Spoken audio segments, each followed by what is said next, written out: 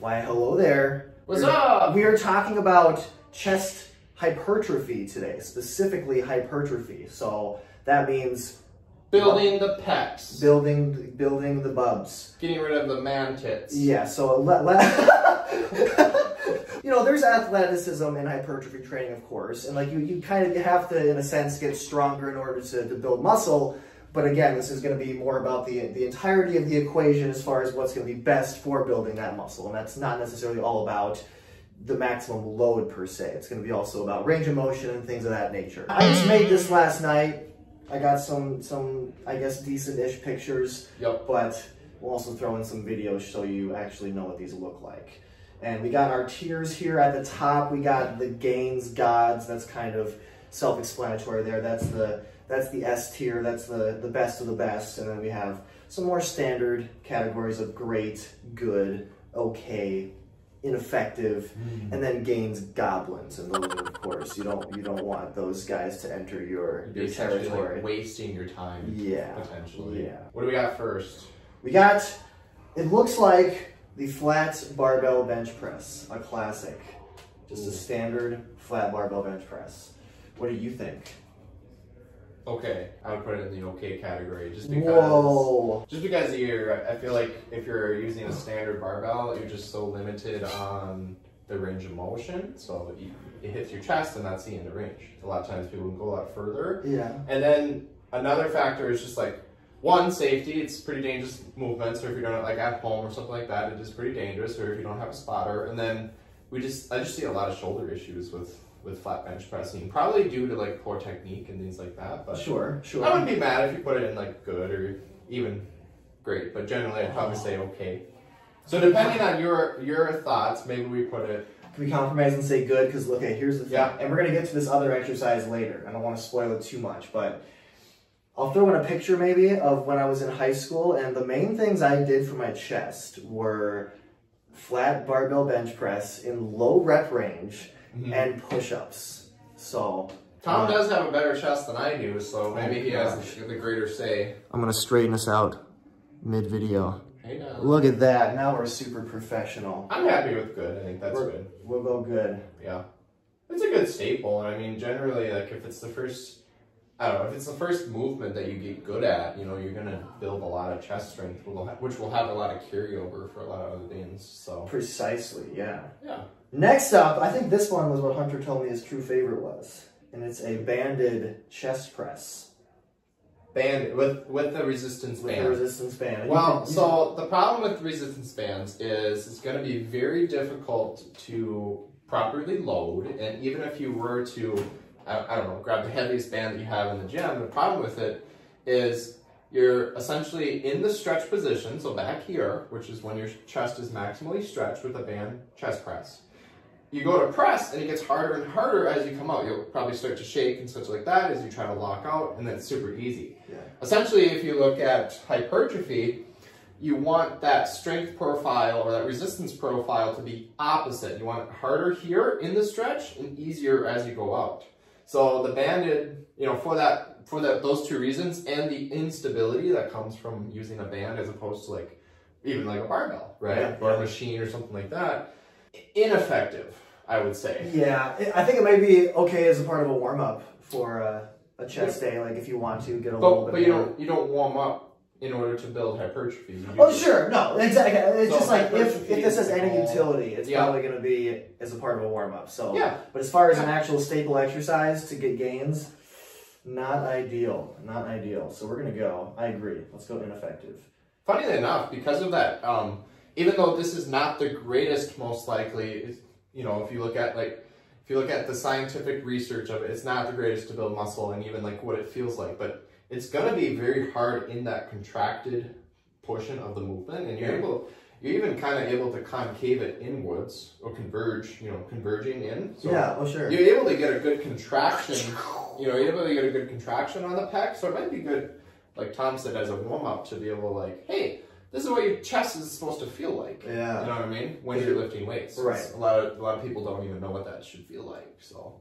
Because again, like Hunter said, that one's more about the squeeze and less about the stretch when you're using the band. So we like this one. That's a spoiler. But we have an incline Cambered bench press. Ooh, that's the gains gods level. You think so? I think I'll put it there as well. I would say. Yeah. And that's probably, I forget what else is on the list, but due to the fact that with a cam, typically like a cambered barbell, typically you're going to be reaching the end ranges of what your ability, of what your shoulders and all that will allow. And then if you put yourself at an incline, it's even harder for most people to get that range of motion in. So it's really, you're really able to get a good stretch. Yeah. And the benefit of the cambered bar, as opposed to, I don't know, say the band or dumbbells or even some machines, is its loadability. As far as like 99% of people out there, unless you're like Brian Shaw, you're not gonna like max out how much weight you can put on a cambered bar. So the loadability is always there. Yeah. So, but it's nice. The little bend in the bar just fits perfectly over your boobies. Just like. Next one is also likely a favorite. I don't know exactly where it'll fall, but you know, higher on the tier we got the dips. The dips. Interesting. I would put it in good. In good? That's a twist. Hey now. Oh my gosh. I was going to say at least great for that one. I love me some dips. I always have. What keeps it from gains gods for you? I feel like with the dip, a lot of people, as they start doing it more and more, and as they get fatigued, they just kind of lose that ability to kind of be leaning forward. So they end up more upright, which makes it more of a tricep push. You know what I mean? So that's the only reason. And then anecdotally, like people that I've trained before, one, either they're not strong enough to do it, right? Which we have a nice assisted dip, which helps. See it. Yep. Too. Proof. Which helps with that. But also, a lot of people just don't, like 99% of people that if they've never lifted weights before, if you have them do a dip, they're going to tell you that they feel their triceps, not their chest.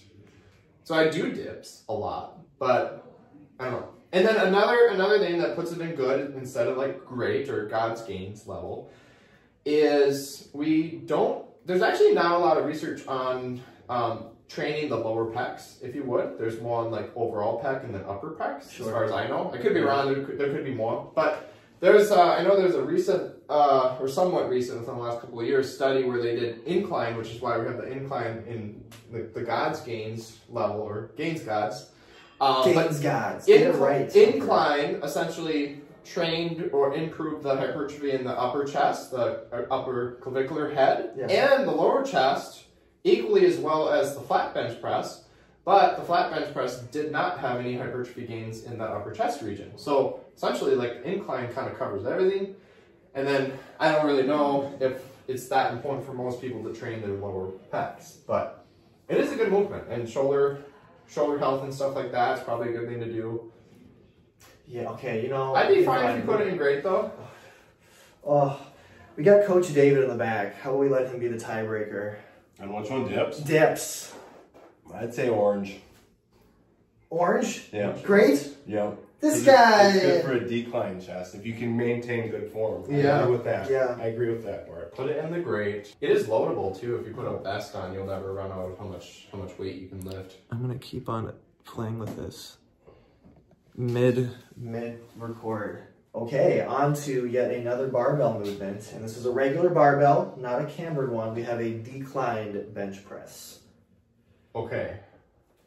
Because it's probably slightly worse than the flat barbell because you're even more limited on your range of motion because it comes and hits your chest so quickly. Most people could go like way deeper. Sure. And again, most people, in my opinion, are lacking upper chest, not lower chest. Right? Sure. Yeah. So you'd be better off going with the dip or maybe a cambered bar or dumbbell decline. But the flat, it feels so limited on the range of motion. So yeah, I put it in good or okay. Sorry. I could probably go okay. I honestly never do these myself. Yeah. I don't want that to bias me too much, but I feel like a pro would be, wouldn't you say you can maybe load it a little more than other? A little bit more, yeah. Yeah. Another con is a lot of gyms just don't have decline benches. Yeah. You know what I mean? So therefore I would say it's an okay movement. Yeah, I go okay. Are you okay with okay, David? I agree completely. We'll give your input as well. It's okay. Boom. Yep. All right, next one. I think this will be pretty easy to nail here, but we got a Floor press with the barbell. You go first. I'm gonna say, so I'm not gonna say straight up gains goblin for my taste, but maybe, well not maybe, but almost certainly at least ineffective. Hypertrophy. Again, we're speaking specifically there. If you're trying to build strength, it can help with that process, but ineffective for hypertrophy just because it's so limited on the range of motion. Right, because the whole point is you're on the floor, so your elbows can't pass your body. Yep. So whoa! Now I will say, let's maybe put it ineffective or maybe even okay, because I have used it for people that are recovering from shoulder injuries. Sure, yeah. For that reason, if you want to potentially okay. What about you, David? I agree with what Tom said. I think you led right up to it. It's not great for hypertrophy, but it's nice to build strength for the lockout on a bench press. So and you'd say okay. And then also it sometimes can help people because it's a little bit more of a solid big base on your back. It can help teach people bracing a little bit better, or like just stable on the back. So I think okay. Okay, I can go with that. We gave dips great, so we'll go. Yeah, definitely don't put it. It shouldn't. It's an okay movement. It shouldn't be like the meat and potatoes of your program. But and then this photo is an actual person now instead of the little like drawn diagram deals. But we got a deficit push-up. Deficit specifically, which so you get that means more stretch on your push-up. Man, that's gotta be a great one. You think great? Yeah, great because it is loadable, especially if you put on like a weighted vest or something like that, and you're able to go as deep as your body will let you because you're at a deficit. I'd also say like with that, you should have your feet up too, on like a bench behind you, and the level, the bench, and whatever it is that you're using to elevate, like if it's blocks or a bunch of plates stacked up, should be equal to the bench, and you're able to go any grip. The only downside is it hurts some people's wrist. Right? Oh, sure. A lot of people might have wrist issues, but besides that, I would say you could use like dumbbells on top of, or as your deficit, or on top of your deficit, and that can create more of a stability for the wrists instead of being bent like that. So there's a lot. What keeps it from gains gods? I think maybe just if you're strong enough to do a lot of push-ups, you're gonna have to use the weighted vest. It's a little bit cumbersome. You're going to have to find blocks to stack up, and you're going to have to find something to put your feet on. So it's kind of a lot to set up. Some people might not be able to set it up. Some people don't even have a way to load it, and I wouldn't recommend personally ever putting plates on your back, because what happens then is people are pushing up, and then the plate falls off and smashes their fingers. You know what I mean? Whoa! So I would put it as a great movement. I can go with that. And then the other thing is, there's really no way to properly do a deficit push-up unless you're strong enough to do a deficit push-up. There's not really any good ways that I know of to assist on a deficit push-up. Like if you're not strong enough, you just can't do it. That's fair. So you could try to use. You could.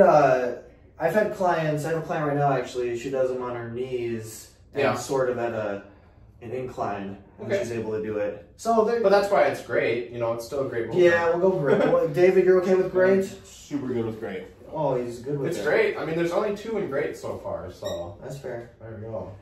I believe this next one is that's flat. Yeah, so this is a flat dumbbell press. Ooh. So that one would be great. Great? 2 reasons. Not quite. Okay, not quite at the top though. I feel like you really got to save that top for like the best. That's fair. Fine. I'm being I'm so bad. If you had a program that was only made up of great and good exercises, you got a good made program. But if like you pepper in those like God's gains ones every once in a while, or if that's like the meat and potatoes of your like exercises, then you're like really building up big chest. I'm the kind of guy who gives any movie that he really enjoys 5 stars. So that's where I'm a problem with these tier lists, I guess. Yeah. So I would say great. It's above the barbell because with dumbbells you're able to get more stretch on it. Get more stretch. I brought up the fact that the barbell flat press can be hard for some people and hard on their shoulders. The nice thing with the dumbbells is you're able to go in any range. You can twist at the wrists. if you have any imbalances, it typically helps kind of solve that issue. Sure. And then also you're able to bring the elbows across and kind of touch the pec together at the top, and then go nice and deep, which if you think about like what the chest actually does, it brings the elbow across the body like that, yeah. which if you can converge together like that, it's going to typically be a better movement. So yeah. We'll go great. Yep. Got another dumbbell movement, but now we're back on our decline. So this is I'm taking the same stance I did with the barbell decline, but we got, sorry, I didn't even say the exercise, but it's a decline dumbbell bench press. So I'm gonna say okay at best. Ooh. Probably better than for the same reasons why a dumbbell chest press is better than a barbell. I'd personally put it good or great. Good or great? Because the reason why I rated the decline at lower, okay, for decline, barbell, right, was because of limited range of motion. Now with a decline dumbbell, you're not limited on the range of motion, so it's probably the best way to actually train your lower pec fibers, right? Okay. I like it. So you said good or great? If you said okay, then we can put it in good. Because one issue with it that I've ran into multiple times at multiple gyms is if you don't have like blocks on the side of you or somebody to pass through the dumbbells, it can be very hard to get, say, 70, 80, even 100-pound dumbbells in place and then lay at a decline.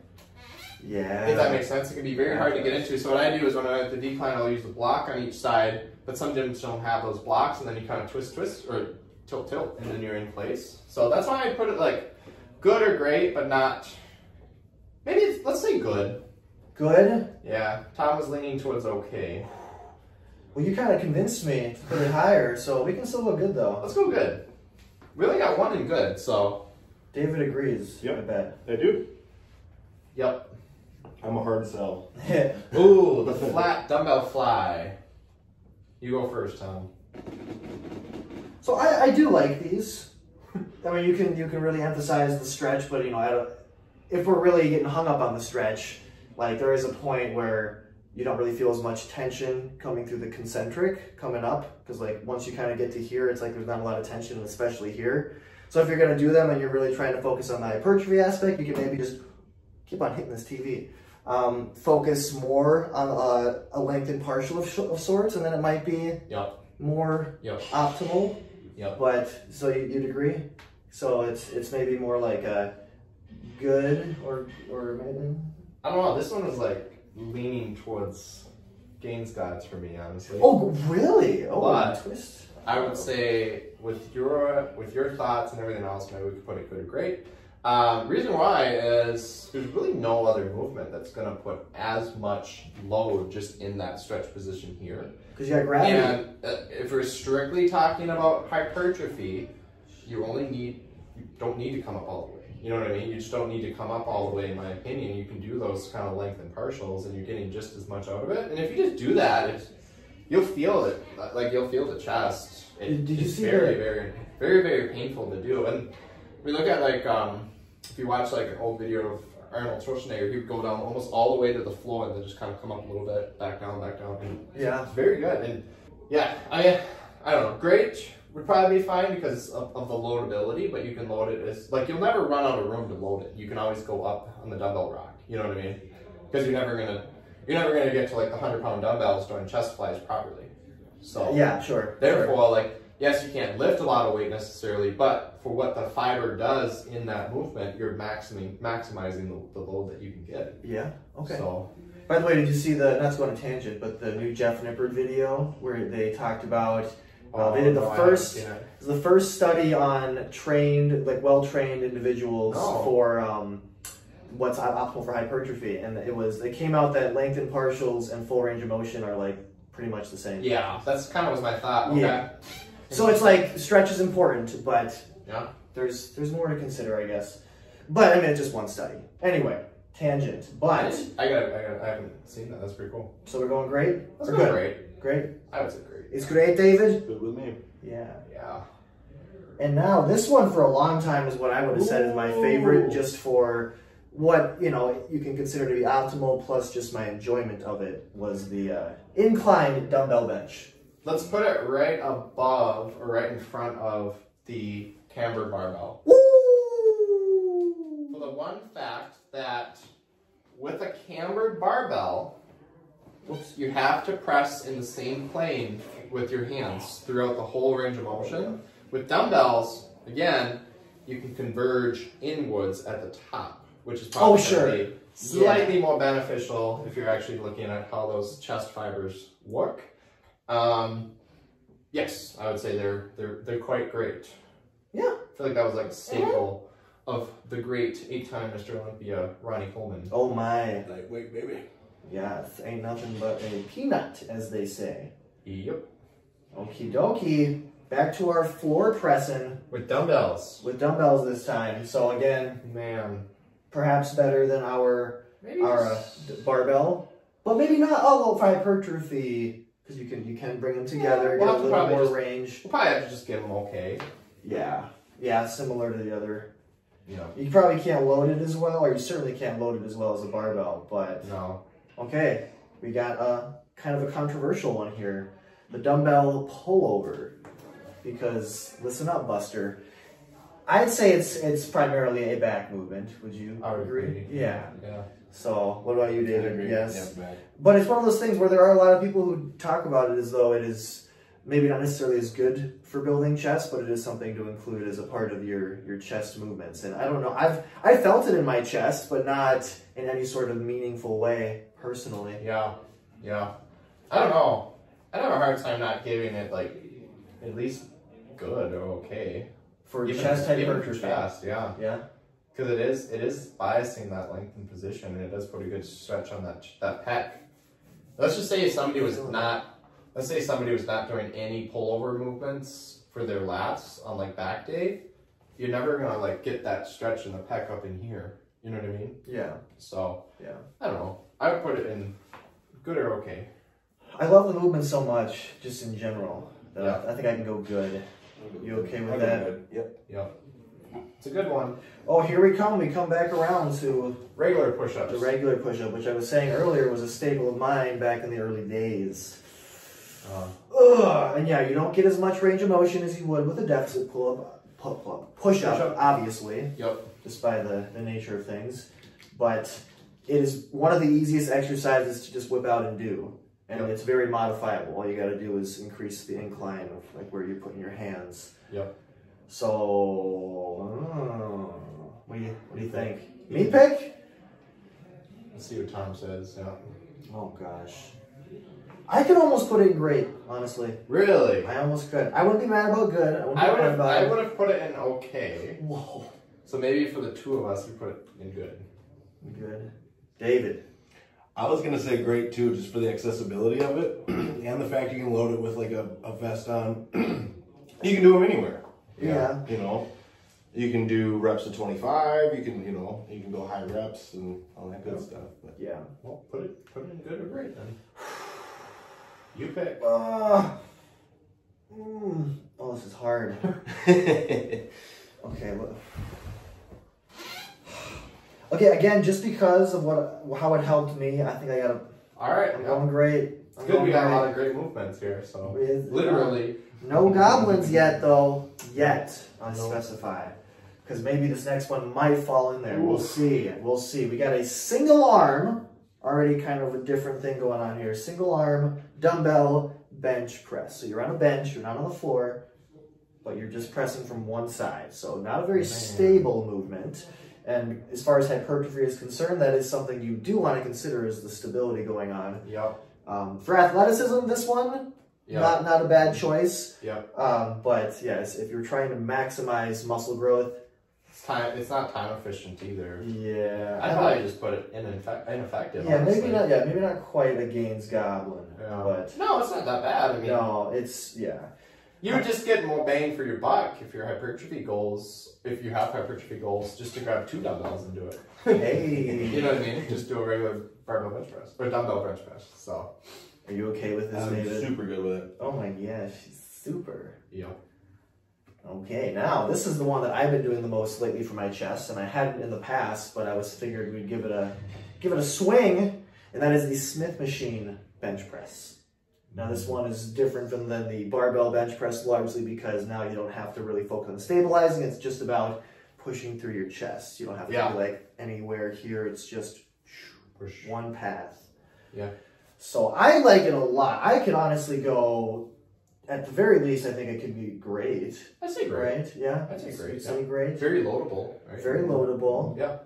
The only thing is, this is more of an issue if you're doing it on an incline, but like lining that bench up properly, perfectly, yeah, because everything's fixed otherwise is a pain, but that's great though. Great. Once you get it down, Great, David? We're great. Oh boy. We're almost there. Woo! We've got a seated cable fly next. Not a lot of cables on this list, but that doesn't mean that they're not useful for training anything really, but so gains gone. You think gains gone? I would say. So okay, I'm not gonna disagree, but I am gonna say I think setting up for this one can be a pain. And I'm thinking about like some of my clients and like they to even get a proper load, like just get into position around that bench is so awkward. Yeah. The other thing that could be tricky is I'm not a huge fan of the super wide cable setups that a lot of gyms have, just because it doesn't pull that stretch maximally. Yeah. Right. But another factor is like if your gym has one, say like free motion or closer cable, you might have a hard time getting that set up. But if you can get it, all that kind of stuff, then the God's gains level is probably there. So so I can go gains gods. I assume you're good with that. Yep. Yeah, but consideration is just setting it up, and then dismounting can be a little annoying, but it is great otherwise. If you have a trainer, they can do all that for you. Yep. Okay, might have saved the best for last here. The push press. The plate press, the push press, whatever you want to call it. With the push press, in this photo especially, you have it where the person is standing vertical, pushing in and out like that. So the only force that you would get would be what you could do if you just took your hands and squeezed it really hard. Which actually it's not a terrible thing to do, but you might as well just squeeze your hands, right? There's actually no load through the chest at all, except for the squeezing. All the load is kind of coming through the bicep and the front delt mostly, maybe a little bit in your traps just to kind of hold it, especially when you're up here. It's very unstable. It's going to pull on your lower back and upper back and all that kind of stuff when you're out here. Yeah. And even if you're laying down like this, like I think it's dangerous if you have a 45-pound plate, or even if you're like, hey, I'm pretty strong at this, I'm going to use two 45-pound plates, or even like the 100-pound plates that some gyms have. If you drop that 100-pound plate on you, you're just dead. It's just instantly. You're just dead. Basically. Again, if you're there, that plate, my hands are way out here. I can bring my hands way back here. Look at how much more range of motion that is. You know what I mean? Yeah. So it's limiting the range of motion. It's probably just like junk volume at that point, wasting your time. Yeah. It's wasting energy. Yeah. You know what I mean? I'd probably put it in like the gains goblins. I think that might be our one gains goblin here, because if you decide for whatever reason to use this as a staple chest movement, I can only imagine you're going to get the most minimal amount of growth out of your chest days. Yep. So, hit it. Boom! Gains goblin. So what? I think it'd be kind of cool to like recap what is making these. No, not necessarily. Just because it could take a while, but what is making these top exercises better, right? One thing that you might notice is two of them are actually incline movements. So we tend to preface incline movements because a lot of individuals have a hard time hitting that upper chest. Sure. For females, especially, is really lifting to that whole area if you hit the upper chest. So that's a benefit. Good stretch and range of motion. The better the stretch, the better the range of motion, the higher it is on the list. Loadability. So, like the banded push press or the band press, right, is ineffective because it's not very loadable, right? Yeah. And then basically, I can't remember if I said this already, but basically just lengthened biased. So a lot of the load, if you would, like in a fly, you see almost all of the flies made it to either great or gods or gains gods, right? Yeah. So with flies, they're great because maximal load is typically in the most stretched position, as opposed to down in the gains goblin, you're not able to stretch at all in that push press. Even if you're laying down, I mean, super ineffective if you're standing up, so don't even call it a chest movement at that time.